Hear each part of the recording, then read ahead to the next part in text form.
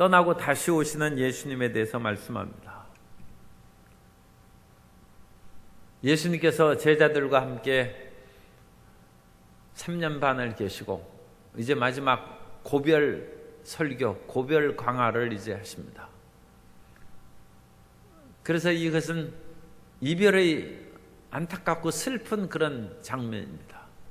그럼에도 불구하고 주님께서는 말할 수 없는 평화와 내일에 대한 기대와 소망을 우리에게 주십니다. 이 세상의 사람들은 헤어질 때 별로 기약할 말이 없습니다. 내가 반드시 다시 살아 돌아오마. 전쟁 중에 나아가는 남편은 아내에게 그렇게 얘기를 합니다.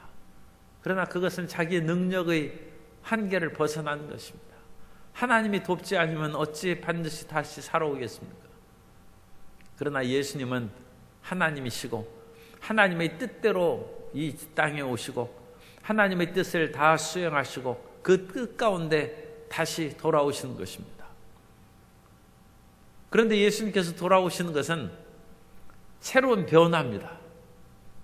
우리는 우리가 눈으로 보는 이 세상의 물질 세계를 상당히 애착을 갖고 중요하게 그렇게 바라봅니다만 물질 세계는 영원하지 않습니다. 그러므로 우리가 그 마음을 그것은 변하고 새롭게 가질 필요가 있습니다. 우리가 가장 소중히 여기고 가깝게 여기는 우리의 육체도 날로 낡아져가는 것입니다. 과학자들도 그 엔트로피 법칙이라고 그럽니다. 이 세상의 모든 것들은 나쁘게 변한다. 낡아지는 것입니다. 그러므로 육체를 붙잡고 육체에서 영원성을 구하는 마음은 그것은 허무하고 부질없는 것입니다. 그러므로 예수님께서 제자들에게 내가 다시 오겠다 하신 말씀은 옛날식으로 똑같이 돌아간다고 생각하면 안 됩니다. 옛날에 3년 전에 예수님과 같이 다니고 또는 30년 전에 결혼해서 살기 전에 그 아름답고 젊은 모습으로 우리가 돌아간다. 그것은 물질 세계에서는 그럴 수가 없습니다. 우리는 물질 세계에서 벗어나서 영의 세계로 들어가야 되고 새로운 대전환을 일으켜야 됩니다. 그래서 예수님께서 제자들에게 이제 마지막 고별의 말씀을 하시면서 너희가 나를 사랑하면 내 말을 지킨다고 그와 같이 다시 한번 말씀합니다. 그 말씀은 21절 나의 계명을 지키는 자라야 나를 사랑하는 자니 나를 사랑하는 자는 내 아버지께 사랑을 받을 것이요 나도 그를 사랑하여 그에게 나를 나타내리라. 나의 계명은 우리가 지난 시간에 어제 한 말씀입니다. 새 계명을 지킨다. 내가 너희를 사랑한 것처럼 너희도 서로 사랑하라. 또는 내가 이제 떠나가서 없을지라도 너희는 내 이름으로 구하라, 기도하라. 그러면 내가 이 일을 시행하리라. 이제 기도의 사람이 되고 또 그 다음에 보혜사가 오신다는 것입니다. 우리가 성령을 받으라. 성령의 충만. 그리고 이 모든 말씀을 다 종합해서 하나님의 말씀을 지키는 자라야 나를 사랑하는 것이다. 그래서 하나님의 말씀대로 살아가면 주님께서 우리에게 임하신다는 것입니다. 그래서 예수님께서 임하시는 것은 이제 육체의 예수님으로 임하시는 것이 아닙니다. 예수님께서 부활하시고 승천하신 후에 사도 바울은 담대히 얘기합니다. 이제는 누구도 그리스도 예수를 육체로 알지 아니하노라. 하나님의 말씀을 붙잡고 살아가는 것이 예수님을 믿는 것입니다. 그러므로 우리는 끊임없이 성경을 읽고 묵상하고 그 말씀이 내 속에 거하는지 그걸 살펴봐야 됩니다. 하나님의 말씀이 내 안에 거하면 말씀이신 예수님께서 우리 안에 거하는 것이고 말씀으로 예수님을 보내신 하나님께서 우리와 함께 거하시는 것입니다. 그래서 하나님께서 우리에게 거하시는 것은 그 말씀으로 우리에게 거하시는 것이고, 그 말씀이 없는 사람에게는 성부와 성자께서 계시지 않는 것입니다. 그러므로 우리가 하나님의 말씀을 붙잡고 성령으로 그것을 깨달아 알면 성삼일체 하나님께서 우리에게 함께 거하시는 것입니다. 그러므로 우리 안에 예수님이 거하시는 것은 말씀을 믿는 사람 안에 거하는 것입니다. 그럼 말씀을 믿지 않는 사람은 예수님을 모르는 것입니다. 그거에 대한 질문을 가룟신 아닌 유다가 얘기합니다. 주여 어찌하여 자기를 우리에게는 나타내시고 세상에는 아니하려 하시나이까. 이 가룟된 유다는 시내산에서 하나님의 강림하실 때는 거기는 모든 사람이 그것을 보았어요. 하나님이 빽빽한 구름과 화염 가운데 시내산에 강림하는 것을 그걸 보았습니다. 그러므로 가룟진 아닌 유다가 세상의 모든 사람들을 또 볼 수 있도록 그렇게 주님께서 임하시면 더 좋지 않겠습니까? 그런데 시내산에서 하나님의 강림을 그렇게 본 그 사람들은 광야에서 다 죽고 말았습니다. 그게 출애굽 첫 세대입니다. 눈으로 보고 육체의 오감으로 살아가는 것은 한계가 있고, 마음의 믿음을 갖지 않은 사람은 영원한 하나님의 나라에 들어가지 못합니다. 그러므로 마음의 믿음을 가진 여호수아와 갈렙만 젖과 꿀인 땅으로 들어갔다는 것은 하나님의 약속의 말씀을 믿었어요. 출애굽 제1세대는 하나님께서 10가지 그와 같이 재앙을 내리는 기적으로 그들을 애굽에서 이끌어내시고, 홍해를 건너게 하시고 만나와 메추라기를 내리시고 시내산에서 하나님의 강림을 보고 그 음성을 듣고, 그래야 우리가 두렵사오니 이제는 우리에게 직접 말씀하시지 마시고 모세에게 말씀하셔서 우리에게 대신 전해 주십시오. 그런 체험을 한 사람도 마음의 믿음을 갖지 못함으로 다 사라져버리고, 약속의 말씀을 붙잡은 여호수아와 갈렙은 12명의 정탐꾼으로 가나안에 들어갔어도 보이는 그 세상은 가나안 사람이 우리보다 강하다는 것이고, 그들의 성읍은 견고하고 높다는 것이고, 그들은 안악의 자손처럼 그야말로 거인 대장부이고, 우리는 메뚜기 같을지라도 우리는 말씀으로 이 땅을 정복할 수 있다. 하나님의 약속의 말씀이 우리에게 이루어진다는 것입니다. 그러므로 우리가 예수님의 말씀을 믿으면 예수님께서 성령으로 말미암아 우리 안에 들어와서 우리에게 거처를 함께 하시는 것입니다. 그러지 세상의 바깥 눈으로는 드러날 수 없다는 것입니다. 바깥의 눈으로 드러나는 그 때가 딱 한 번 있습니다. 그때는 최후의 심판, 대종말의 때 만인이 찌른 바 그리스도를 볼 것이다.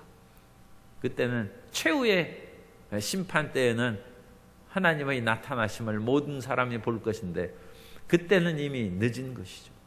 그 전에 우리가 믿어야 됩니다. 그 전에 어떻게 믿느냐? 말씀으로 믿는 것입니다. 그래서 말씀을 믿는 사람은 말씀이 그 안에, 마음 안에 거하니까, 말씀이 안에 거하는 것은 아버지께서 그 안에 거하는 것입니다. 그래서 하나님이 우리에게 임하셔서 우리를 거처로 삼으신다는 것입니다. 우리가 이 세상에 살아갈 때도 하나님께서 우리 안에 거처를 삼으시고 계시고, 우리의 영원한 거처는 하나님 아버지의 세계입니다. 그건 우리 눈으로 보이는 세계가 아니고 새로운 세계죠. 영원한 그 세계입니다. 그 영원한 거처를 예수님께서 요한복음 14장 1절 이하에서 처음에 말씀하셨어요. 넌 마음에 근심하지 말라. 하나님을 믿으니 또 나를 믿으라. 내가 너희를 위하여 거처를 예비하러 가고, 그 거처를 예비하면 다시 너희에게 와서 너희를 나 있는 곳에 함께 있게 한다고 말씀하셨습니다.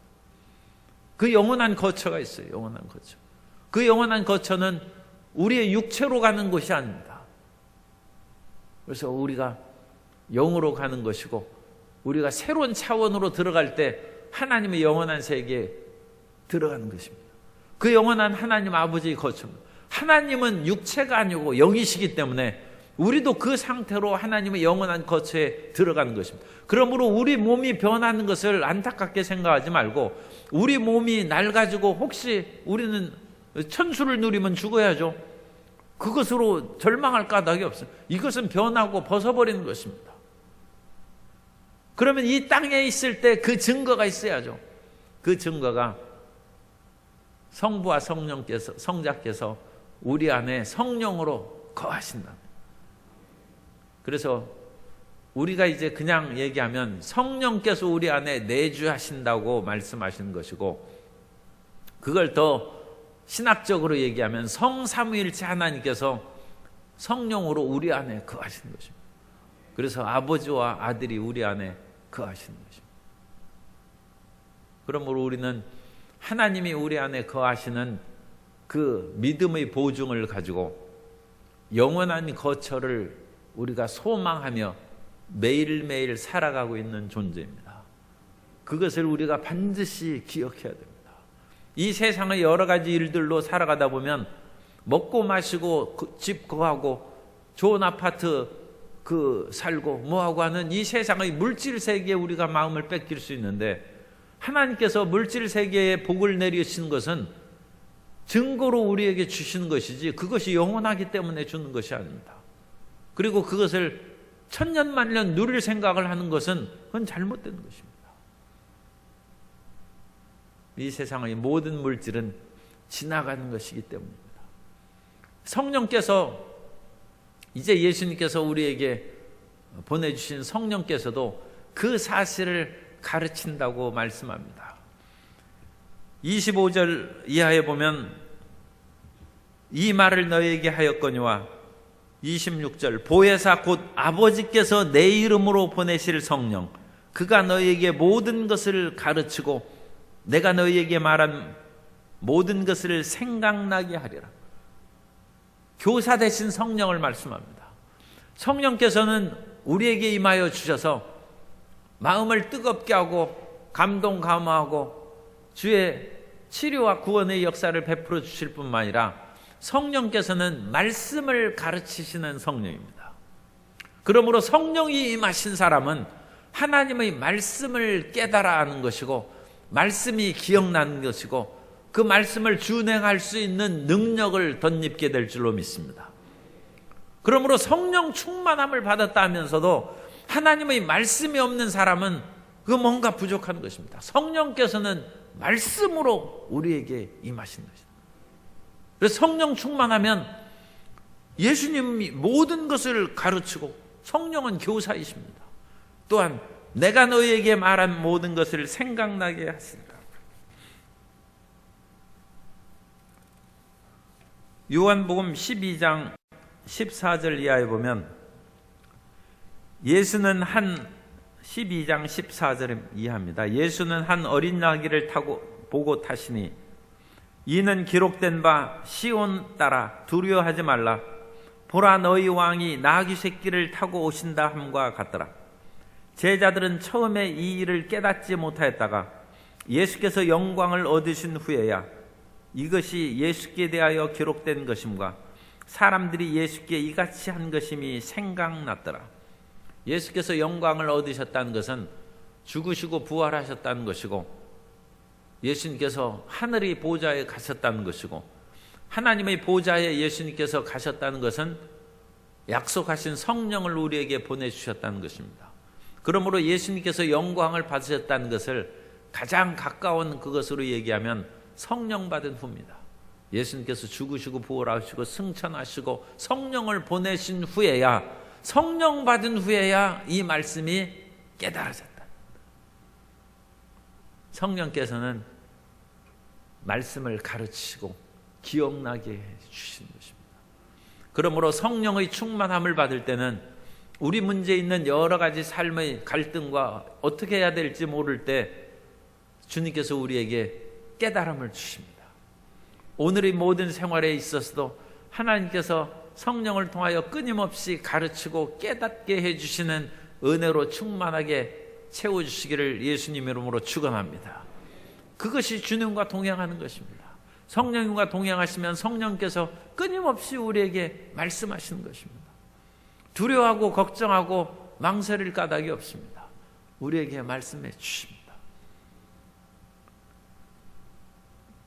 그런데 너무 직접적으로 오늘 점심을 짜장면을 먹을까 우동을 먹을까 그것을 인도해 달라고 그것도 인도해 주실 수는 있지만 그런 식으로까지 너무 확대하거나 인간이 그런 육적인 것에 결부시킬 것까지는 없죠.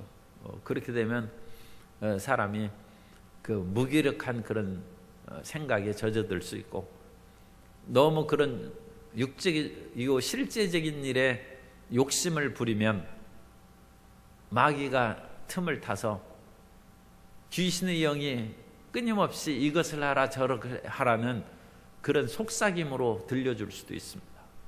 그러므로 우리는 영적인 것을 깊이 추구하되 영적인 탐심을 가지면 그 탐심으로 인하여 마귀가 끊임없이 온다는 것을 알아야 됩니다. 30절에 보면 미리 말씀을 드려야 돼요. 30절에 보면 이후에 내가 너희와 말을 많이 하지 아니하리니 이 세상의 임금이 오겠습니다. 이 사탄입니다. 이 세상의 임금 마귀가 오고 이제 마귀가 사람들을 선동하고 그래서 예수님을 십자가에 못 박고 결국 마귀가 자기가 예수님을 십자가에 못 박음으로 승리했다는 그런 착각에 이제 빠지는 그 일이 진행될 것입니다. 그러나 그는 내게 관계할 것이 없으니 마귀가 예수님을 십자가에 못 박은 것이 아니라 예수님께서 스스로 십자가에 달리시는 것입니다. 그것은 모든 인류의 죄를 없이 하시기 위한 예수님의 결정입니다. 마귀가 사람들을 도둑질하고 죽이고 멸망시키는 것은 그 속에 세상이 들어있기 때문에 세상 임금이 그를 다스리는 것입니다. 이 세상이라는 것은 육신의 정욕과 안목의 정욕과 이생의 자랑으로 쫓아가는 것입니다. 그리고 그것을 쉽게 얘기하면 탐욕이죠. 탐욕. 이 정욕의 그런 탐욕이 있으면 탐욕은 우상숭배라고 한 것처럼 마귀가 들어오는 그런 길목이고 마귀가 점령할 수 있는 영역이요 거점입니다.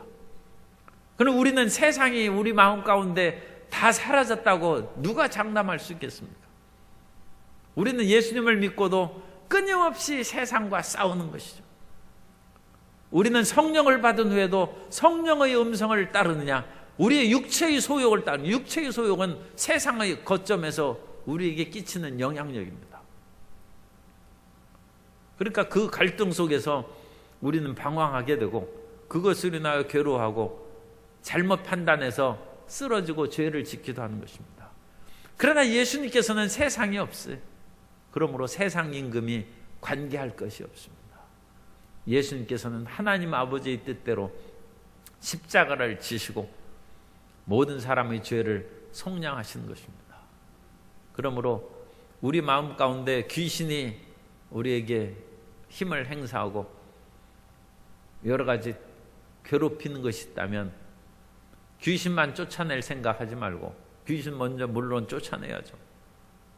우리 마음 가운데 귀신이 들어와서 점유할 수 있는 세상의 영역이 얼마나 있는지 그 세상의 영역을 몰아내고 그걸 자꾸 제거하면 우리 속에 있는 잘못된 그런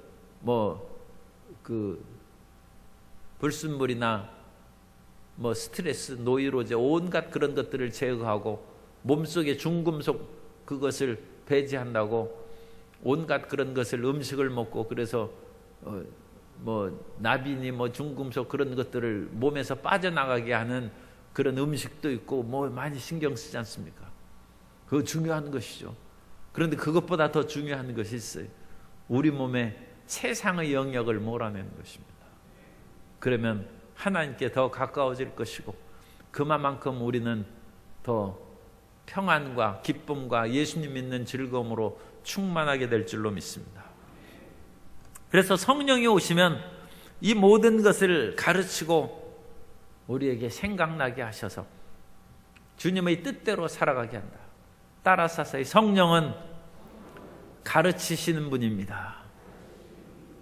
성령께서는 말씀을 가르치십니다. 말씀을 가르친다.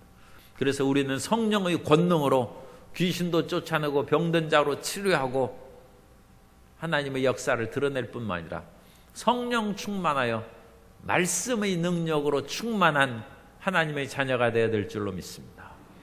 예수님의 마지막 맺는 말입니다. 그것은 27절 이하부터 31절까지입니다.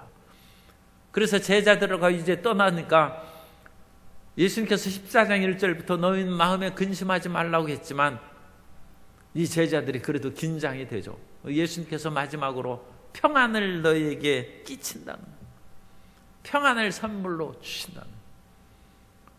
우리가 이 세상에서 살아가면서 주님께서 주신 구원의 또 다른 확증은 마음의 평안입니다. 내가 예수님을 믿고 하나님의 자녀로 거듭나고 성령께서 내 안에 거하신다는 확실한 표징은 평안이에요. 평안. 마음에 두려움이 없어야 돼요. 그래서 마음에 두려움이 있다는 것은 우리가 세상에 그만큼 들어오고 젖어들었다는 것입니다. 그리고 여전히 육체에 애착이 있다. 자기의 육체에 빠져들면 그만큼 육체를 통해서 들어오는 세상이 두려움을 주고 불안과 근심, 걱정을 줍니다. 하나님께서 나를 위하여 죽으셨고 나를 위하여 부활하셨으니 나는 사나 죽으나 주의 것이로다. 이제 내가 사는 것은 내가 아니요 내 안에 그리스도께서 사는 것이다. 이제 내가 육체 가운데 사는 것은 나를 사랑하사 나를 위하여 자기 자신을 버리신 하나님 아들을 믿는 믿음 안에서 사는 것이라. 그 말씀을 생각하세요. 그러지 육체의 낡아짐에 대해서 두려워하지 말고 세상의 여러 가지 물질적인 것이 들어왔다 나가는 것으로 인하여 걱정하지 말고 믿음이 충만한 것을 생각하고 내 속에 이 영원한 평안함이 가득한지 그것을 붙잡고 살아가면 우리는 틀림없는 하나님의 자녀요 영원히 하나님과 거처를 함께하는 복을 누리게 될 줄로 믿습니다. 그래서 평안을 준다는 거예요. 이 평안은 세상이 주는 것과 같이 아니야.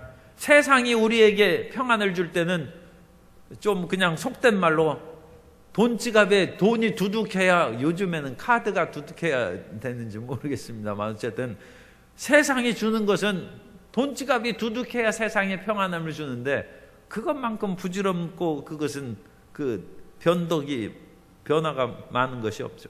세상이 주는 것 또는 세상에 어떤 즐거움과 쾌락이 반짝이는 것이 있으면 평안이 있다고 하는데 하나님이 주신 평안은 그런 것은 아닙니다. 너희는 마음에 근심하지도 말고 두려워하지도 말라. 그리고 예수님께서는 이제 아버지께로 간즉 너희는 기뻐했을 것이다. 이는 아버지는 나보다 크심이라. 성육신하여 계신 예수님보다는 성부께서 분명히 크십니다. 그죠? 예수님은 육체의 제한 속에 계시니까. 그런데 본질 속에서도 성부와 성자의 관계에서 성부께서 크시느냐, 그것은 상당한 신학적인 논쟁이 있는 어려운 문제입니다. 어쨌든 지금 상태로는 예수님이 육체로 계신 성자보다는 성부께서 크시고 육체로 계신 예수님께서 이제 영원한 하나님의 본질로 들어가시니까 그거 얼마나 기뻐하고 좋은 일이냐, 그 말씀. 나보다 크심이라. 그리고 이 모든 것을 얘기하면 너희에게 이제 이 세상의 여러 가지 환난과 십자가의 일이 다가올 텐데 그것을 인하여 시험에 들지 않게 너희에게 미리 가르치는 것이고, 나는 이 세상 사람들처럼 마귀에게 어떤 일을 당해서 십자가를 지는 것이 아니라 하나님 아버지의 뜻대로 인류의 죄를 대속하기 위해서 스스로 예수님께서 십자가를 지신 것임을 너희가 기억하게 하려 하심이라. 그래서 예수님께서 마지막 강론의 말씀을 하시고 여기를 떠나자. 그래서 예수님께서 처음 강론의 그 모든 것을 여기에서 정리하시고 15장 이후부터 이 31절 보면 오직 내가 아버지를 사랑하는 것과 아버지께서 명하신 대로 행하는 것을 세상이 알게 하려 함이로라. 이 십자가를 지시는 것이죠. 일어나라 여기를 떠나자 하시니라 하고 그 사이에 또 하신 말씀을 요한이 정리해서 15, 16, 17 그 말씀을 이제 여기에서 다시 정리해서 여기에서 이제 나타내 있습니다. 그러나 예수님께서 그 하신 말씀은 일단 여기에서 강론이 끝나고 다시 그 첨가된 그 말씀이 이어져서 마지막 다락방 강화가 끝나고 그 다음에 이제 겟세마네 동산에 가서 기도하시는 것입니다.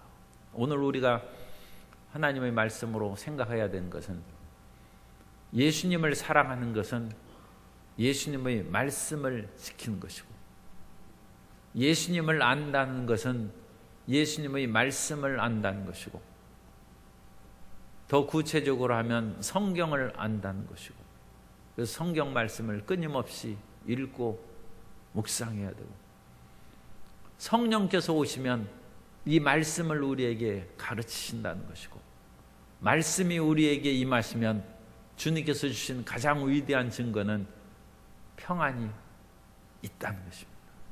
두려워하지 말고 말씀을 통해서 연약함이 다가올 때 저가 채찍에 맞음으로 나음을 입었다는 말씀으로 담대함과 용기를 갖고, 세상의 여러 가지 어려움이 다가와도 나는 저주에서 벗어난 몸이다. 예수님께서 십자가에서 저주를 속량하심으로 난 저주에서 벗어나 형통한 사람이 됐다. 그 말씀으로 힘을 얻고 이 세상을 이기고 주님께서 주시는 평안으로 충만히 체험받게 되시기를 예수님 이름으로 축원합니다.